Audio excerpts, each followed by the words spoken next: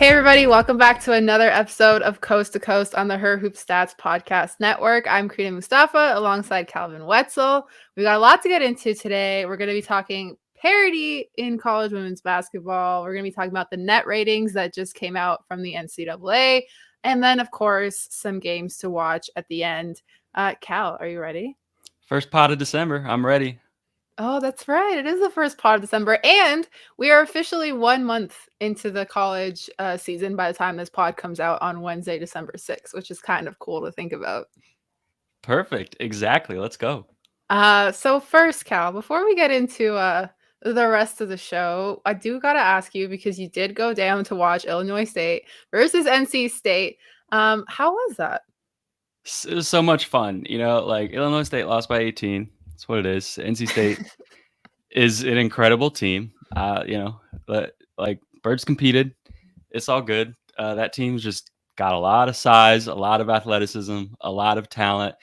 And even aside from the result, like it was really fun to see them up close. It was fun to see the arena. It's a really cool arena. Anyone who hasn't been there, it's kind of small and compact. So, the acoustics, like the energy really gets going. They were sold out for this game, which, for Illinois State, it was a huge game. For NC State, it really wasn't, but they were sold out anyway. And like, there's so much fun energy and just seeing kind of the environment around the area, like walking around outside, seeing the K-Yow, the Jimmy V, all the statues. There's so much basketball history in that area and the whole like triangle in North Carolina with all those schools. So it was just a really cool experience, just like as a hardcore college basketball fan, just being down there. I love that. And I guess you felt the energy in the arena when this happened. This first quarter. Hayes on the blow-by, breaks some ankles, and breaks down the defense for two. Literally breaks down the defense. Seeing her condition on this drive, she attacked that high foot. Nice shot fake. Yeah, I saw Creed tweet this, and I had a feeling. I had a feeling you were gonna bring this up on the pod. Listen, for all our listeners, I do not condone that behavior. I did not sanction this decision on the pod. Cree went rogue. Okay, everyone needs to know that same player, Caroline Waite, dropped 23 on 6 threes, which is more than anyone on NC State had. She went off. She absolutely balled. Need to make sure that gets out on the pod. Thank you, Crina. Thank you for gifting that clip. You're so very welcome. It's so funny because I was just going back and rewatching games in preparation for the pod, and I just literally clipped that because it was so cool. And it didn't even register that would have been like against you until you sent it to our group chat, and I was like, oh. And I was just kind of like a deer caught in headlights. Yeah. And then I figured, you know what, actually now let's have some fun, because I didn't have any like previous like agenda with this, but now we got to create some beef on the show, because like we're we're all like, about the beef. we've talked about this for like ever since we started this podcast. Like we're too friendly to like actually go at each other. So like maybe this is the start of a new beef. This is the start of a rivalry on this pod. I'm going to find a way to get you back somehow. I don't know. Maybe when UConn plays your school, we're going to find some ankle breakers from that one, because it's coming. It's coming. Oh, listen, I've created NC for State, myself. they got some athletes, just nothing but respect. Like they had a couple moves that you just can't guard. Like, what are you going to do about it? They had a step back that you didn't put on there, that Isaiah James. It's just like a WNBA move, So good for them. It's it's a great team. Nothing you can say, but yeah. Okay, Anyway. Gracious in defeat as always.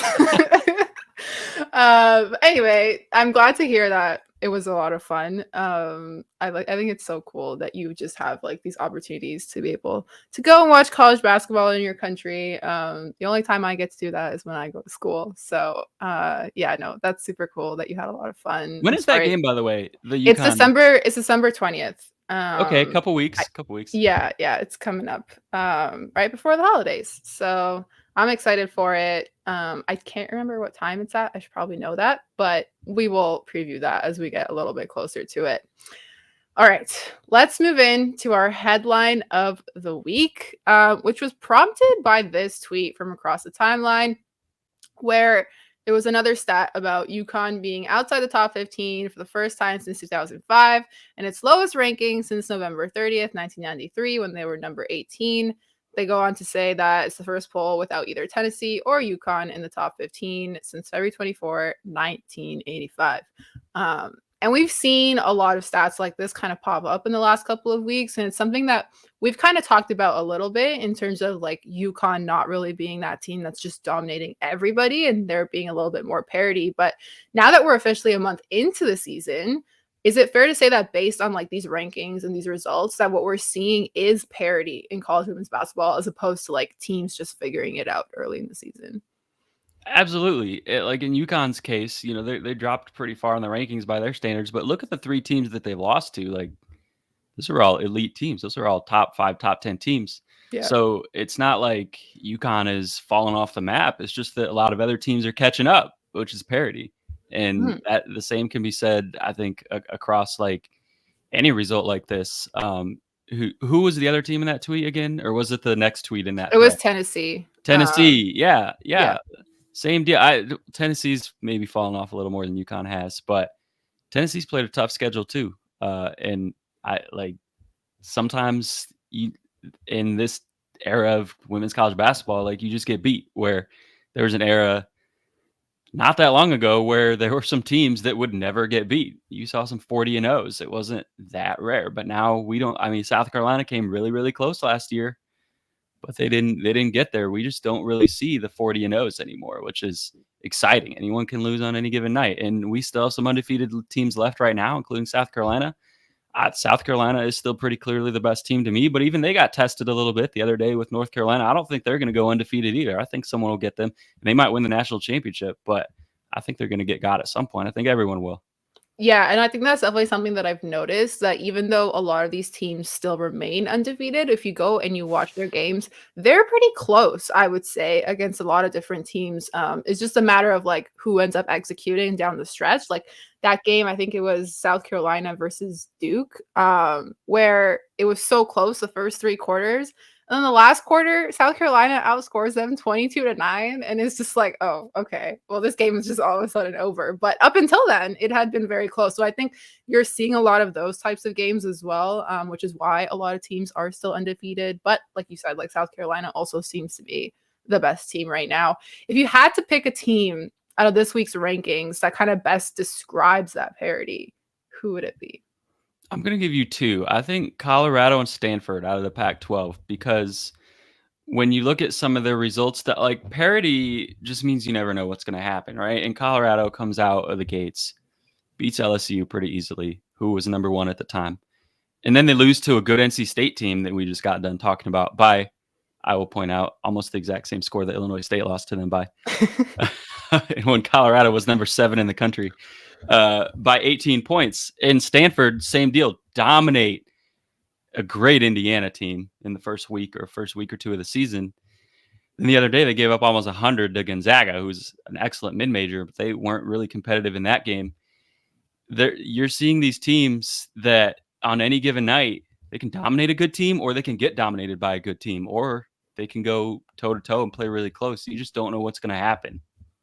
Yeah, definitely when I was thinking about this, Stanford was definitely one of the teams that I was thinking about. And then you saw in the doc, I wrote my answer is a cop-out. So it's my turn to be the cop-out this week, other than you. Like every team seems to have pieces that make them successful, whether that's like USC and like just the way Juju Watkins has been playing, or like South Carolina having all these different pieces that fit together. Stanford, the same thing. Like I feel like every team kind of has a special story, whether it's like NC State and like Snyder Rivers and River Baldwin and like all these different players that make each team successful in their own unique ways. I think that's been pretty cool to watch and seeing like these different fits on the team. So that's why my answer is a little bit of a cop-out. But I just think there's a lot of exciting basketball being played right now in college women's basketball. So that's pretty cool. And then I kind of mentioned, this is my kind of answer for which player or team has kind of been your favorite story so far this season, mine being like Juju and USC, and just seeing like, it's so cool to have like a player coming out of high school who has so many expectations placed on her, and then seeing her surpass those expectations and just be absolutely incredible. I think she's definitely been my favorite story with USC for a while. I mean, like Mark and I have another shout out to Mark Schindler have talked about her for a while now. So take a shot. I know, right? But I knew about her because of him. Like he put her on my radar. And so just to see her being so successful, I think has been one of my favorite things to watch. But Cal, has there been a player or team that's been your favorite story so far? Yeah, Mark is great at following the high school scene, by the way. Follow Mark just for that, even if nothing else. My favorite story, I would say, goes along with yours. I think Juju has been fantastic, and I love the freshman fires. Take a shot on that one, too. We always bring that up. Yeah. That's been my favorite story across college basketball this year. But if you're going to go with a team, my favorite story in terms of one team is actually a team that isn't really led by freshmen at all. They're led by transfers, and we talked about them last week, is TCU. TCU still undefeated. Sedona Prince, I think them looking as rejuvenated and healthy and dominant as they are is a really cool story. And we talk about Jaden Owens, the Baylor transfer who's making plays for them. And then Madison Connor, like if y'all haven't watched Madison Connor, listen to this podcast, go watch Madison Connor because there are shooters and there are flamethrowers. Madison Connor is a flamethrower. That's a bar. She leads the country still in threes. And when you watch her, but you can look on paper and tell she's a shooter. You can see the numbers. But when you watch her in the ways that she gets open in that release and how they use her in that offense, it is stunning. It is beautiful basketball. And it is so, so enjoyable. And it's like one of those teams that I'm circling now when I see them on the schedule against anyone that I need to go watch them play. So TCU for me, Horned Frogs. I love that. So yeah, those are the teams that you should be following. There's been lots of parity in women's basketball this season so far. So make sure you continue listening to us talk about it as well too. Shameless plug there. But that's all for us on parity in college basketball right now. Coming up, we're going to talk about the newest net ratings that were released by the NCAA and the 5 questions surrounding who, what, where, why, and how. All right, Cal, let's get into the net ratings. I thought it would be a good idea first to just kind of break it down as to what exactly these are for maybe those who aren't as familiar. I guess the who is just all the college basketball teams that are playing. That seems pretty simple. So I'll let you kind of lead off with what are the net ratings. Yeah, the net ratings it stands for the NCAA evaluation tool. I think like 99% sure that's it actually. And it's it sounds right. It sounds good, right? Yeah. Maybe I got one of those wrong. The N is definitely NCAA. I know that for sure. You can find them on the NCAA's website, but it's really hard to find. So maybe we should tweet it out or something. But I'll put it in the description. Oh, this is why you are the leader of this podcast. You are always on top of everything. So what it is, it's a ranking system that took over for the RPI, which sucked, was terrible a few years ago. And everyone knew it. It was like 40 years old. It was created in the 70s. It was so bad. So they're like, we need something new. Here's the net. So net took over in men's, now in women's. And it's basically a computer algorithm formula that tries to rank teams based on a couple different things. There's something called the TVI, the Team Value Index, which is something that they don't tell us what it is. It's just this sort of component that they use that we don't really know how it works, but it's supposed to rate teams' resumes. It's supposed to rate them on like how they've performed. And then there is also efficiency margin. So like points per possession scored and allowed, adjusted for strength of schedule and for home road location, things like that, which is more of a number that is trying to predict how teams will do as opposed to looking at how they have done so far. And so those are kind of the two big components. There used to be more, got rid of some of them. Scoring margin, straight scoring margin used to be part of it. Now it's not, which it kind of still is in the efficiency thing. But that's a whole nother soapbox that I could get on for a whole podcast. Yeah, that's what the net is. It's just a ranking system is the simple answer. Okay, so that covers the who and the what, and then the where, like we said, is on the NCAA website, but I will also put it in the description for easier access, because as Cal said, it is not the easiest to find. And then I guess, and we kind of went over the how, with like it being a computerized ranking, but maybe let's go into more of the why and like how indicative is the actual team's rankings of this data like actually worth. Yeah, I kind of jumped the gun on you on all your questions here. Oh, But that's totally the fine. why. Well, like I said, the biggest why of why the net exists is because the RPI was awful. Mhm. And so the RPI basically just took into account like winning percentage and your opponent's winning percent. Like it took into account like nothing, you know? So that's why the net exists. It's significantly better than the RPI. Has a lot of flaws. Significantly better than the RPI for all the complaints that it gets or whatever. I think the why in terms of like the committee is just that you need something to be able to sort these teams back. Okay, people always talk about the eye test, right? And analytics versus the eye test and data versus what you see. And that's great. Like eye test matters for a lot of things, but there is not a single human being who can watch even 10% of all of college basketball games. There's like 360 teams Yeah. in Division 1. They all play 30 games or whatever, thousands and thousands of games. No one can watch all of these. It doesn't matter how much time if that's your whole job all year. So there's a lot of games that the committee hasn't seen or that any of us haven't seen. So you have to have something like this. You have to have something. Eye test can matter, but it can't be the only thing. There has to be some type of data. So that's where the net comes in. Okay, I like that.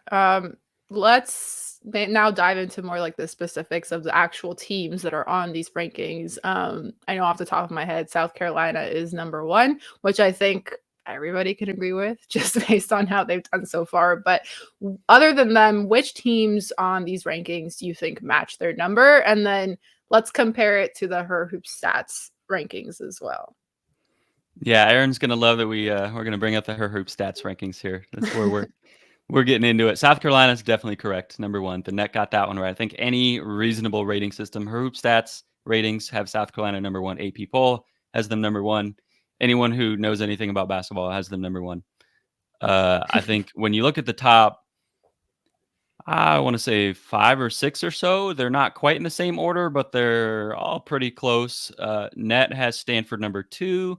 Her Hoop Stats has Stanford number 3. Net has Utah 4, and Her Hoop Stats has Utah 2. Net has Texas as 3. Her Hoop Stats has Texas at 5. Notre Dame 5 and 6, and Iowa is 6 in the net and 4 in Her Hoop Stats. So you really have to get down to sort of the lower single digits or close to 10 before you start to see some discrepancies. The top tier is pretty much set in both, which I think is a good sign. It's a good sign. There are some teams that are obviously very different, and I think some teams where the net is more correct and where Her Hoop Stats is more correct. But I'm gonna ramble a little bit on a soapbox here. Okay, when I say more correct, thank you in advance for letting me cook. So The mic is yours. thank you. The thing about ranking systems in any sport is that there are two. I kind of talked about it a little bit, but there are 2 different ways to rank teams. You can rank teams based on how you think they are going to do going forward, or you can rank teams on what they have accomplished so far. Those are obviously correlated. South Carolina is the best in both, for example, but they're not always the exact same thing. Sometimes a team has won a bunch of close games where they got a little bit lucky and they're undefeated. And if you rank them based on what they've accomplished a lot. They've won all their games, but maybe they aren't actually as good as what their record looks like, or vice versa. Maybe they've taken a few tough losses, but you expect them to be better going forward. So the biggest flaw in the net to me is that it can't decide which one it wants to be, because it has kind of one component that's one and one component that's the other. And I think if you're really going to evaluate any good ranking system, you have to know what it's going for. Is it trying to rank these teams on how we think they're going to do or how they have done so far? Her Hoop Stats rankings are very explicitly ranking on how we think they're going to do. They're trying to predict games. So when you look at the Her Hoop Stats rankings, if it says a team is the 6th best team, that doesn't mean they have the 6th best resume necessarily so far, but we think the rest of the season that's going to be the 6th best team. The net, who knows? They can't decide. So like that's probably my biggest problem with the net. And when we evaluate these differences, that's kind of what you have to take into account, I think. Okay. That's very helpful. And then maybe like specifically which teams stand out to you on the net versus on her hoop stats after you get past that like top 6. Yeah, you brought up one, off air that stood out to you before we started recording. That stood out to me as well. Michigan State, they're not like super far off. They're 7th in the net, 12th in her hoop stats, only 5 spots. But honestly, I love what Robin Freilich has done there. Didi Hageman is looking like an absolute baller in how she's using her. I think this is Michigan State's best team since probably Aerial Powers. It's been a while, but I really don't think they're 7th. I think that's a stretch. Net has them 7th. But the thing about the net is that it also doesn't take into account any past seasons at all, which at some point is correct. When you get into February, like this season is all that matters. But we're still, like you said, beginning of the podcast, a month into the season. It matters a little bit, at least, kind of what your preseason expectations were. We're still kind of early enough that having that baseline sort of matters, and her hoop stats rankings kind of have that baseline. So that's why Michigan State is a little bit lower in the her hoop stats rankings, is because they haven't been a top 25 team the last few years, and so their numbers are kind of playing catch up in that regard this year. This is definitely their best year in that stretch, but I would lean more towards her hoop stats of 12th than net of 7th for them. Mm-hmm. Yeah. No, that's totally fair. And I guess like I saw somewhere, maybe ESPN said it. Do these get updated like daily, or like how often are they going to come out? I believe it gets updated daily. I should know the answer to that. I might be wrong. It's at least weekly. Okay. But her hoop stats obviously gets updated daily, not even more than once a day. I mean, at every like hour, I think. So, or whatever. I don't know the timeline, but when games happen, they go in there. Net doesn't get updated that often, but yeah, you can go in, I think, every day and look at it. And I should play devil's advocate to myself, by the way, on the preseason expectations thing. There are some exceptions to that, and I think when a team has a new coach is a big exception where your preseason expectations don't matter nearly as much even early in the season, because obviously the team is going to look a lot different under a new coach. I think Illinois last year under Shauna Green was a great example. Any rankings that took into account their preseason expectations at all were extremely wrong for like the first 2 months, because Illinois hadn't done anything for 20 years. And last year, all of a sudden they came out and were a top 25 team. So I could be wrong. Michigan State maybe is the 7th best team in the country. Who knows? But I think we need to see more to really confirm that. And in your words, and if they are, good for them. Because you like saying Exactly. that. Good for them. I do like saying that. Good for them. Hey, Uh, that's not supposed to be like a salty thing. That's supposed like tip my cap, respect. Good for them. Good. Love it. But yeah, make sure you're subscribed to Her Hoop Stats to get the full rankings. As Cal said, they get updated pretty often. So I think comparing it to the net ratings and any other kind of rankings or ratings that come out is very interesting to watch. The more stats websites we get, the better, I think, and to provide a well-rounded approach to covering and analyzing basketball, especially when, like you said, like there's always the eye test versus analytics part of it. I think having that well-rounded approach is always good. But that's all from us on the net ratings. Now let's get into exam season and our games to watch for this upcoming week. When I looked at the schedule, it's getting kind of like fewer games, I would say. Obviously, holidays are coming up and all that, and it's exam season, literally, for the students. At least it is for me up here in Canada. So, but we have 3 ranked games on Sunday, December 10, that we're going to preview. The first one being UCLA versus Florida State at 12 p.m. Eastern on ESPN2. Cal, players to watch in that game. You got to keep your eye on Tanaya Latson for Florida State.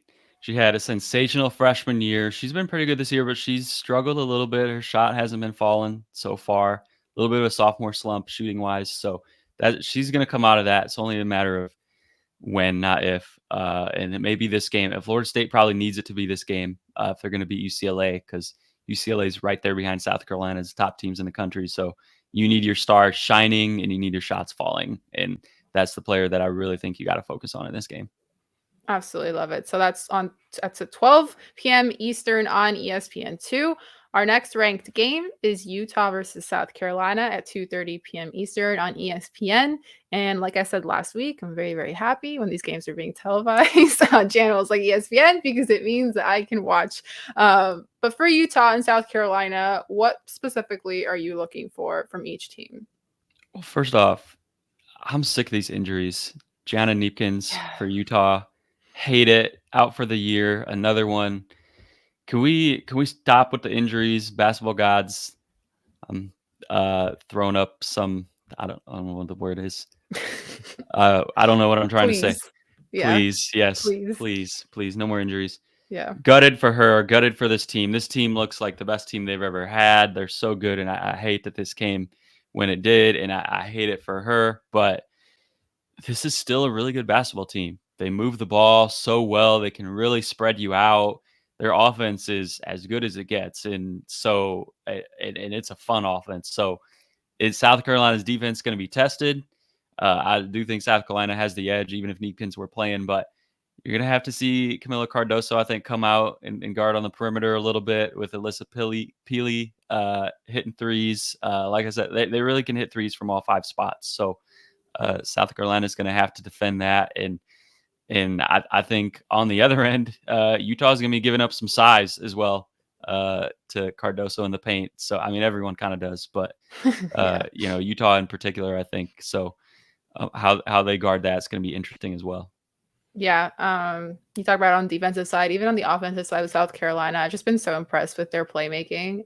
It just feels like we've talked about how every player can get their shots, like whether that's like Tahina Pau, Raven Johnson, like all these different players, but they can also play make. I feel like when I watch South Carolina, like you can tell, and it sounds so simplified, but like when they get into their sets, like their goal is to get somebody the bucket and finish that possession, no matter who it is. They're constantly looking and they're creating those open looks. And I think that's part of what's made them so successful and why their defense has been so good to play into transition as well. So I'm very excited to watch this game. Thank you for putting it on ESPN.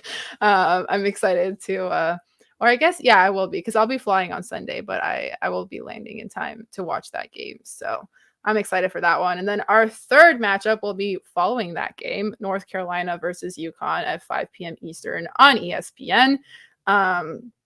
Players to watch in this game. One for me, definitely Aaliyah Edwards. Got to bring my Canadian biases in here. I was just going back and rewatching some of UConn's games last night, and she is so good. Like, I know it's been a little bit tough for them lately, obviously, with the injury setback and falling in the rankings and all of that other stuff. But I think like just taking a moment to appreciate what her and like what Nika Mule are doing. Like these seniors are very comfortable and very solid. And it's just super special to watch them play. Like Aaliyah is just so dominant. She just gets whatever she wants in the post, which is really cool to see. But I'm excited. Hopefully UConn can get that win because I think their previous game was when they lost against Texas, if I'm not mistaken.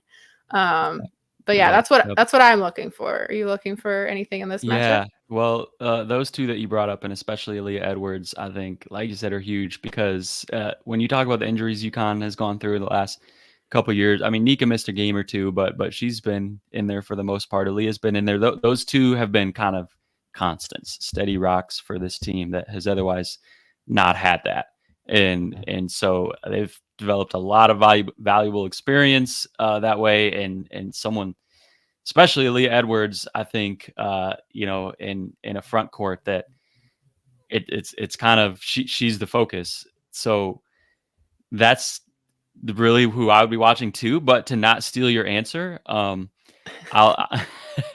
I'll be watching Alyssa Usby, I think, on North Carolina's side. By the way, North Carolina comes in on a 3-game losing streak, and UConn's lost 2 of 3. So these are two teams that are hungry right now, very hungry. And none of those losses were particularly bad losses on either side. They lost to some good basketball teams. Like you said, Texas for UConn, North Carolina lost to FGCU, who's really good as usual. They lost to Kansas State, but and then of course South Carolina. Yeah. But your record is what it is. When you're on a losing streak, you're desperate to right the ship and get in a win. So I think Alyssa Usby is that player who kind of has that dog and like on both sides. I think she's going to have to be huge for this team to do that, especially going against Aaliyah Edwards. We'll see. I mean, Maria Gokding probably guard her to some extent. We'll see how much either one spends time on her, but I think this is a really fun matchup.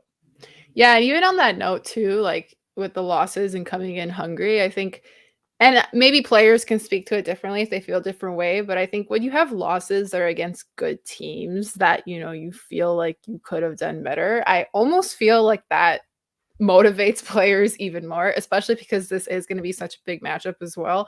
I feel like that adds a little bit of extra fire. Word to freshman fire. I just had to say that. Circling it back. Circling it back, full circle. But I truly do feel like that adds a little bit of extra fire because like your team is good and they're good enough to be able to get some of those wins. So I feel like that's an extra factor into the competitiveness and motivation of these two teams when they face each other on Sunday, December 10 at 5 p.m. Eastern on ESPN. So those are 3 games to watch during exam season. That's been Coast to Coast for today. Make sure you're tapped into Her Hoop Stats throughout all of our college coverage. I know Christy and Gabe are back recording their podcast as well too. So make sure you're subscribed to our YouTube, subscribe to our podcast platforms, all of that on social media at Her Hoop Stats. Myself at Crina MM. You can find Cal at C Wetzel 31. And we will see you on Coast to Coast next Wednesday.